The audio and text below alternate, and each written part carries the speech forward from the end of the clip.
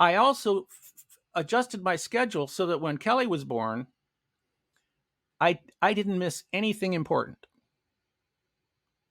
I didn't miss a single birthday. I didn't miss anything. I didn't miss any uh, school talent shows. I didn't miss any of that stuff of her growing up, which meant that I had to be really smart about when I was gone. I had to really pack stuff in when I was gone. That's really hard to do. But it was because number one, my family was number one, and number two was I knew if I worked really, really hard for several years that I would put money in the bank, to ultimately take care of my family. And and I tell people, hey, look, if you're willing to work hard, yeah, then cool, cool.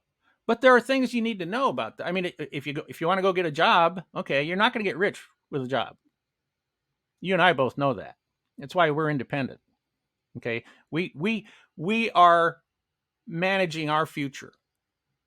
Okay, we have control over our future. We can be successful if we work hard, or or or fail if we don't work smart. Okay, and people will come to me and they'll say, well, I mean, I can't tell you how many times did I give a speech or something, and somebody will come up to me afterwards and they'll say, hey, how do you become a professional speaker? My friends tell me I'm really funny. Like, okay, and these, how do you be a professional speaker? I said, well, you go out and do like I did. You go talk to social clubs, like in the U.S. here, where we have the Rotary clubs, we have Kiwanis clubs, we have that are these social. I mean, they're social club, ostensibly like business people getting together for lunch once a month or something, and and they bring in speakers, and they don't pay speakers. They don't pay speakers. But I gave 232 free speeches before somebody finally said, "Hey, how much do you charge?" And I thought about it, and I said, How long do you want me to talk?" And they said, "Oh, an hour." And I thought, $50.